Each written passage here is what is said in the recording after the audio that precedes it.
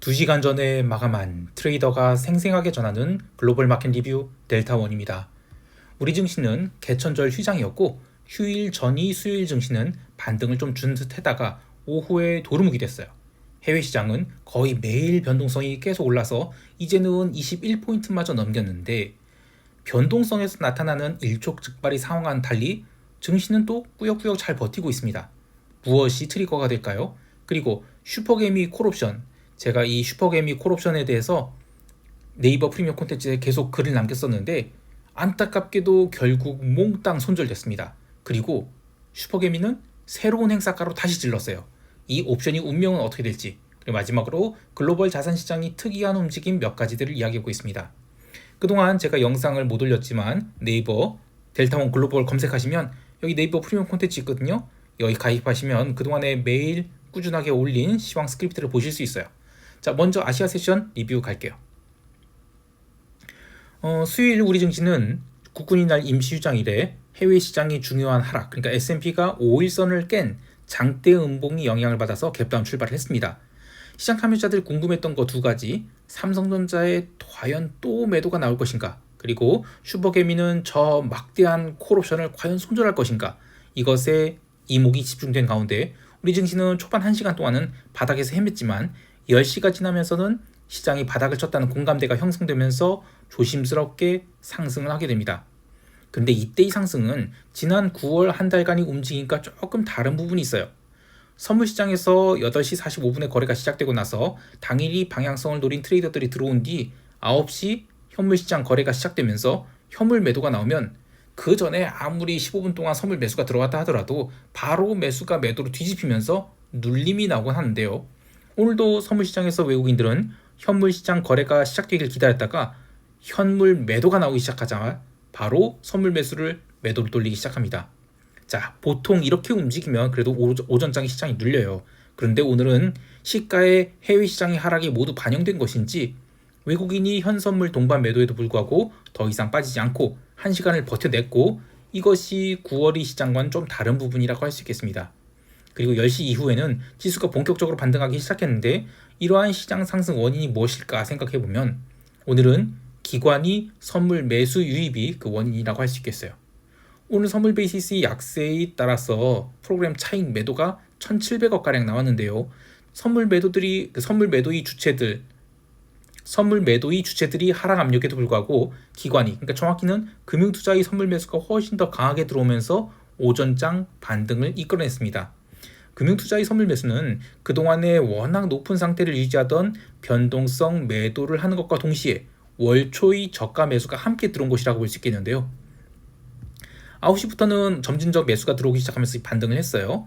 그리고 11시에는 이미 낙폭이 절반 이상을 회복했고 12시 35분에는 전일 저가선까지 올라왔거든요. 그럼 사실상 낙폭을 다 만회한 거예요. 자, 그런데 이때 외국인들이 선물을 끌어당기면서 사거나 현물을 산 거나 한 게 없습니다. 오히려 선물은 12시까지 2천억이지만 순매도, 그리고 현물도 3천억 순매도, 미니 선물도 추세적으로 2,500억을 판 상태였죠.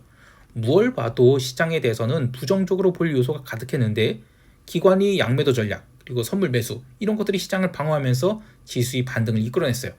물론 이제 오후장 들어서는 기술적 반등 지점에서 피봇하면서 일중 유입된 미결제 약정이 대부분 청산되는, 그래서 상승을 싹 반납하는, 이런 거는 연속된 휴일을 앞두고 자신 있게 포지션을 가져가지 못하는 그런 거였죠. 그래서 어쨌든 조정이 나오긴 했지만 그래도 시장이 어느 정도 바닥을 형성하고 있다, 이렇게 볼 수 있겠어요.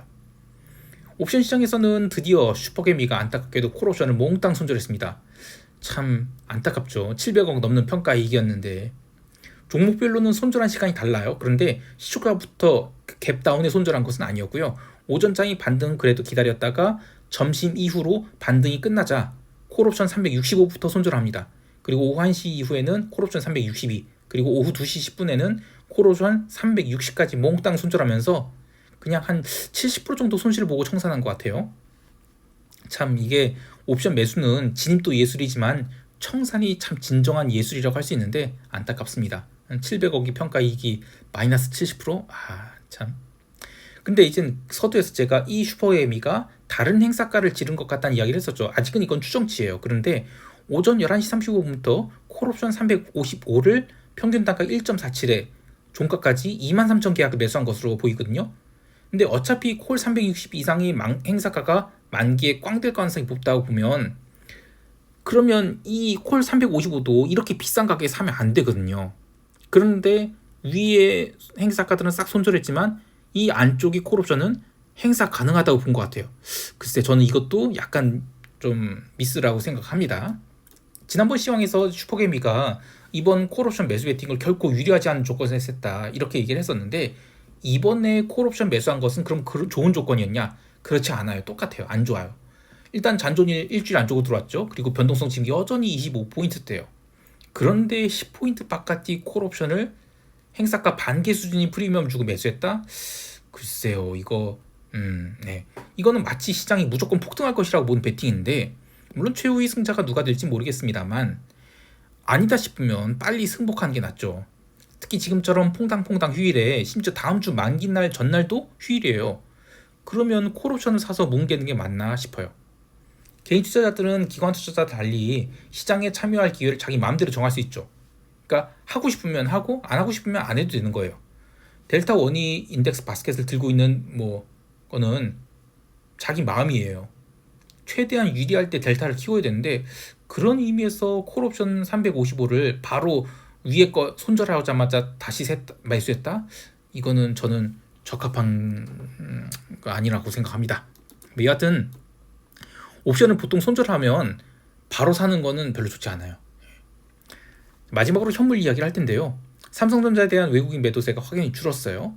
삼성전자 1,100억 매도, 그리고 SK하이닉스 579억 매도가 나오긴 했는데, 이거는 인덱스 바스켓 매도 이 정도로 봐요. 왜냐면 딱 시총 비중의 매도가 나온 거거든요. 그리고 9월 내내 있었던 삼성전자의 집중 매도는 인덱스와 관련 없이 삼성전자만 매도가 나온 거거든요. 그래서 이거는 좀 다른 결이 다르다. 즉 10월에는 삼성전자 매도가 안 나올 수 있겠다, 이런 생각 들어요. 또 하나 볼 것은 이 코스닥 지수는 갭다운도 작았고 반등했다가 밀렸다 하더라도 어쨌든 코스닥은 플러스 마감했어요.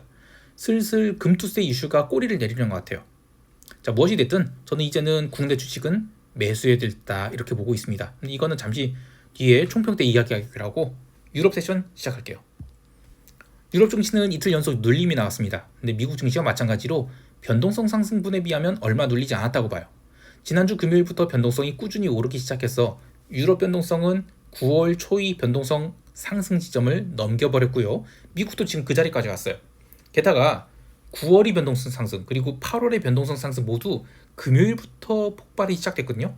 야, 근데 또 금요일인 거 이제. 응? 이거 진짜 뭔 일 일어나는 거 아닌가 하는 순간까지 왔습니다. 유럽 증시 하락 이유에 대해서 헤드라인은 중동 사태가 악화되는 것에 대한 우려 때문, 이렇게 얘기를 하는데, 근데 내용을 보면 또 자동차 중심으로 하락을 하고 있거든요.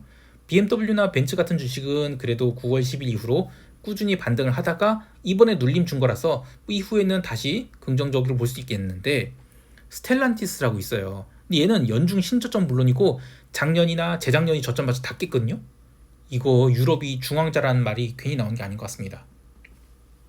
채권 시장도 눌림이 지속됐어요. 특히 유로존 장기 채권이 이틀 연속 눌림이 눈에 띄는데, 이것도 좀 봐야 될 게 10월 1일에 유로존 장기 채권이 강하게 오른 것은 유로존 제조 PMI가 이제는 좀 바닥친 거 아니냐, 이런 기대감이었는데, 어제 오늘 이틀간 올라왔던 장기 채권 다 까버렸거든요. 유로존 경제 지표가 잘 나왔음에도 불구하고 이렇게 매도가 나온 것은 지금 지표가 문제가 아니라 10월 1일이 상승은 월초 매수세가 들어오면서 채권 매수 때문에 올라간 거고, 이후에 채권 매수가 끊기면 바로 시장이 눌리는, 그러니까 채권 시장 수요가 자체가 좀 약한 것 같아요. 이거는 미국 장기 채권도 마찬가지인데, 수요일에 ADP 고용 보고서 잘 나왔을 때 채권 시장 밀렸거든요. 사실 ADP 고용 보고서에 채권 시장이 이렇게까지 움직이질 않아요. 그런데 그만큼 매수세가 약하다라고 볼 수 있죠. 또 목요일에는 ISM 서비스업자 지수 잘 나왔다고 연속해서 밀렸어요. 그러니까 채권 시장이 장기물 약세, 이거 연말까지 계속 갈 것 같아요. 통화 시장에서는 아주 재미있는 움직임이 있었습니다. 파운드화가 스트레이트로 1% 넘게 밀렸는데, 이 트리거는 더 가디언, 그러니까 가디언지에서 영란은행이 그 앤드루 베일리 총재가 금리 인하를 공격적으로 하겠다라는 소식이 급락이 나왔어요. 그런데 이 가디언지가 한국으로 따지면 조중동이 아니라 한겨레나 경향 같은 거거든요. 하여튼 좌측 언론인데, 이 좌측 언론의 시장이 이렇게 반응한 거는 좀 오버라고 봐요. 그런데 그 이유를 생각해 봐야 되는데 그 직전에 영란은행이 금리를 동결했죠. 그래서 야 이거 뭐지? 유럽은 금리 동결 못하나? 영국은 금리 동결 그러니까 금리 인하를 못하나? 라는 우려 때문에 시장이 그동안에 파운드가 좀 고평가돼 있었던 게 있었는데 이 소식이 전해지면서 파운드화가 급락이 나왔어요. 그래서 그냥 달러 인덱스 중에서 좀 제자리 찾아가기 그 정도라고 보고 있습니다. 영국 지수 선물도 이 소식 전해지면서 지수 선물이 오르기 시작해서 0.8% 가까이 올랐어요. 그런데 아쉽게도 중동 리스크가 하락 압력을 부추기면서 영국 지수 선물 다시 늘렸죠. 근데 영국 증시를 보면 9월 한 달 내내 이 자리에서 가두리치고 있어요. 그래서 글로벌 정시는 뭔가 촉매만 있으면 레벨업을 앞두고 있다 이렇게 보거든요. 다시 통화 시장 돌아와서 나머지 통화는 대부분 약세를 보였어요. 근데 이번 주 금요일이 통화옵션 만기예요. 그래서 여기서 뭐 더 큰 변동성 나오긴 어렵다고 보는데 지금 9월 한 달 내내 약세를 보였던 달러 인덱스가 이번 주에만 급반등을 해서 지금 100포인트 달러 인덱스 100포인트 지지를 보여줬다. 뭐 이런 이야기가 있거든요. 근데 저는 이게 의문이에요. 왜냐면 지난 석 달간 달러가 내리눌렸는데 이때 달러 약세는 주로 엔화의 강세에 기인한 것이죠.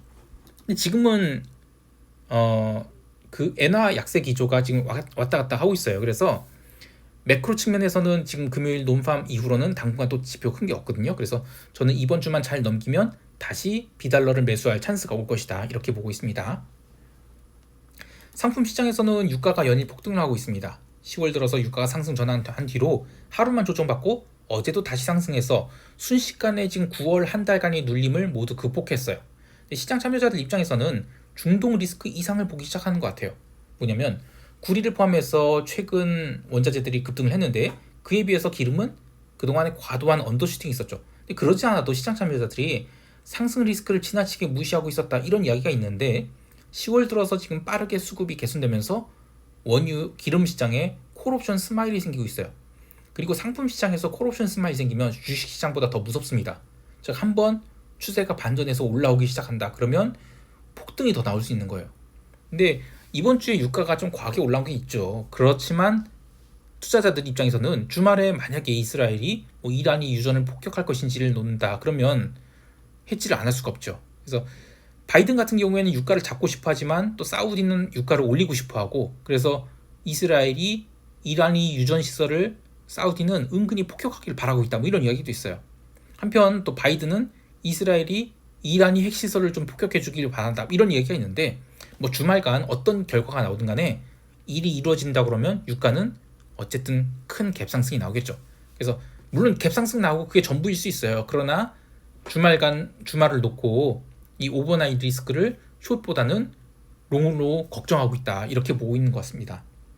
자 이제 미국 세션 넘어갈게요. 미국 지수 선물은 유럽 세션이 약세에 따라서 장 초반 갭다운 출발을 했는데 개장과 함께 나스닥에 굉장히 강력한 매수세가 유입되면서 40분 동안 나스닥 선물을 스트레이트로 1%를 당겼어요. 근데 이때 다우는 전혀 못 올랐어요. 심지어 다우는 초반 20분 동안은 지난주의 박스 하단을 깨는 굉장히 불안한 모습을 보였죠. 나스닥의 강세는 엔비디아에 대한 긍정론이 원인이라고 하는데 시장에서 이해하기 어려운 부분이 있습니다. 서두에서 언급했듯이 9월 마지막 주 들어서 변동성이 계속 살아나고 있어요. 근데 그것도 조금 살아나는 정도가 아니라 9월 중순까지 17포인트 중반 바닥 형성하고 나서는 꾸준히 레벨업 중이에요. 10월 2일 들어서 지수가 하락할 때 변동성이 20포인트대 레벨업 했죠. 그리고 어제 오늘 해서 변동성은 다시 20포인트에서 지지받고 폭발을 열리는 그런 모양새로 마감했어요. 일부 투자자들은 금요일이 논팜에 대한 우려 때문에 변동성 오르고 있다 이렇게 얘기하는데 올해는 작년과 달리 논팜의 영향력이 확연히 줄어든 상태죠. 논팜 발표 전에 변동성이 땅을 파고 들어간 적도 많은데 지금의 변동성 상승은 이 논팜 때문이 아니다. 또 지정학적 리스크 때문만이 아니라 올해 7월에 이어서 S&P 지수가 9월 말에 드디어 역사적 쌍봉을 만들고 아래로 처박힐 수 있지 않을까 이런 우려를 좀 반영하기 시작했다라고 봐요. 특히 금요일이 논팜에 시장이 별다른 반응하지 않고 적당한 반등으로 마감한다 하더라도 다음 주 월요일에 혹여 지정학적 리스크로 갭다운 나온다. 그러면 지난 8월이나 9월 초의 움직임보다 더 과격한 움직임이 있을 수 있다. 이런 우려가 있는 것 같은데요. 여하튼 요 며칠간 시장은 장중의 움직임은 완전히 무시하는 것 같아요. 장중 움직임에 비해서 변동성은 굉장히 많이 올라 있는 상태입니다. 자, 그런데 이후에 시장에 별다른 이슈가 없다. 그러면 변동성이 죽어야죠. 반대로 변동성 죽으면 뭐 당연히 지수는 고점 갱신하여 가는 거예요. 그런데 반대로 작은 이슈라고 해도 만약에 에스컬레이션 된다. 그러면 시장은 제대로 윽소리 내면서 쌍봉을 만들고, 그러니까 사실 쌍봉을 왜 만들지는 처음엔 몰라요. 그게 지정학적 리스크로 만들지 아니면 뭐 다른 이슈로 만들지 모르지만 쌍봉은 형성되고 나서 망가질 때 그때가 진짜 무서운 거죠. 그래서 변동성이 꾸준히 올라온 거 이건 절대 무시하면 안 된다 이렇게 보고 있어요. 장중 흐름은 뭐 지긋지긋한 박스장 연속이었다고 볼 수 있습니다. 장 초반에 반등을 한 거는 전일 고점권에 불과했고, 그리고 장중 눌림이 나온 것 또한 전일이 저점권에서 반등이 나오면서 박스를 만들었는데, 올라와 있는 변동성이 어디로든 터질 것 같긴 해요. 근데 이게 이번 주는 좀 아닐 것 같고 다음 주에 주 단위로 좀 큰 시세가 나오지 않을까 이런 생각하고 있습니다. 개별 종목을 보면 금융주가 조심스럽게 눌리고 있고, 그에 비해서 기술주들은 강세를 보이고 있는데, 메타 같은 경우에는 오늘 또 1.76% 상승하면서 신고가 갱신했어요. 그런데 하락을 바라보는 게 맞나 싶기도 합니다. 마이크론도 연일 눌리던 상황에서 좀 의미 있는 브레이크 잡혔고, 또 엔비디아도 계속 수렴 중이지만 신규 매도보다는 저가 매수가 계속 받치고 있다 이런 생각이 들어요. 그리고 기름 주식 엑소모빌이 결국 신고가 갱신했거든요. 연중 신고가. 근데 이번에 엑소모빌 움직임이 참 감탄사가 나오게 하는 거예요. 7월 한 달 동안 보면 글로벌 증시가 나스닥 중심으로 종조를 받을 때 엑소모빌은 어떻게든 121선 지키면서 반등을 했어요. 근데 이 구간에서 기름은 계속 처맞고 있어서, 야, 기름은 내려가는데 왜 이렇게 기름 주식은 강할까 이런 고민이 많았던 것 같아요. 그런데 9월 들어서 시장이 또 눌릴 때 엑소모빌이 쌍저점 만들었죠. 그리고 9월 말에는 기름이 $70 깨니 야, 이젠 끝났다 싶었는데 9월 마지막 주에 지정학적 리스크고 뭐 간에 저가 매수가 강하게 들어와서 신고가 다시 가버렸어요. 그래서 야, 이런 상황에서 시장이 하락일까? 이런 생각이 듭니다. 자, 이제 시장 통평하면서 대응 전략 이야기합니다. 우리 증시는 야간 선물이 움직임을 어느 정도 반영할지 모르겠으나 이거는 전일 야간 선물 마감이라서 갭상승이든 갭다운이든 추세 가속이 움직임은 나오기 어렵다 이렇게 보고 있어요. 오히려 장 초반에는 강한 눌림이, 또 오후장에는 강한 반등이 나오는 그런 형태를 기대해 보는데, 이 해외 시장이 변동성이 계속 오르고 있거든요. 그래서 우리 증시 변동성도 아무리 뭐 옵션 만기가 다음 주라고 하지만 변동성 매도가 나온 데는 좀 한계가 있을 것 같아요. 즉 오전장에 반등이 빠르게 나와서 변동성 매도 과하게 나온다? 그러면 오후장에는 다시 시장이 뒤집힐 수 있다라고 봐요. 반대로 오전장에 과하게 눌러서 콜옵션 잔뜩 죽이다. 그러면 오후에는 다시 콜옵션을 살릴 수도 있을 것 같아요. 여하튼 지금 추세가 나오기는 어렵지만 여기서 롱을 볼래 숏을 볼래라고 한다면 저는 롱을 선택할 것이고요. 10월 이후로 매일 일정 금액을 국내 주식 비중 늘리는 데 사용하겠다. 이 생각은 변함이 없습니다. 참 제가 어떤 종목을 또 어떤 규모로 매수한지는 제 컴플라이언스 이슈 때문에 말씀드릴 수는 없어요. 그런데 대충 말씀드리면 미드캡이나 스몰캡 위주로, 그리고 코스피, 코스닥 가리지 않고 매수하고 있고요. 해당 종목이 날아가기를 바라는 게 아니라 굉장히 저베타 종목 위주로 매수를 하고 있어요. 그래서 그냥 이 정도에서는 주식을 사도 안전 마진이지 하는 관점으로 접근하고 있다. 이렇게 보시면 되겠어요. 해외 시장이 됐어도 마찬가지로 포지션 따로 늘리지 않고 있습니다. 오지달러랑 실버 매수 들고 있는데, 실버는 드디어 골드 실버 비율이 조금 살아나는 것 같아서 다음 주에 포지션 더 키울 거고요. 그 외에도 오지달러 매수 더 늘리고 싶은데 이번 주는 통화 옵션 만기라서 다음 주에 좀 고려할 거예요. 반대로 미국 증시의 쌍봉을 보고 추세 매도를 할지, 아니면 반대로 선거 전까지 하락은 없다라고 볼지, 요건 좀 고민이 됩니다. 왜냐면 변동성이 굉장히 높아요. 장중이 움직이면 절대 변동성 21포인트가 아니거든요. 그건 뭐 변동성 한 12포인트, 13포인트 이 정도 수준밖에 안 돼요. 그래서 이 변동성은 앞으로 실현될 변동성 선물에 들어가 있다라고 봐요. 그러면 시장이 곱게 상승한 것은 내 몫이 아니고, 오히려 주말간에 이스라엘이 뭔 짓이라도 하게 된다. 그러면 어느 방향이 됐든 갭이 나올 가능성이 크죠. 그래서 그 갭 나온 대로 이게 뉴스가 실현된 것이다. 그러면 그 방향으로 롱으로 들어갈 것이고, 반대로 갭 다운 나오고 나서 시장이 완전히 뒤집힌다. 그러면 쌍봉 만들었다라고 보고 숏으로 들어갈 것입니다. 어쨌든 이번 주는 단기 매매 관점으로 접근할 것이고요. 논팜 자체는 시장에 별 영향 안 줄 것이다. 이렇게 보고 있습니다. 자, 오늘 하루도 성공 투자하시길 바라고요. 이상 델타원이었습니다. 감사합니다.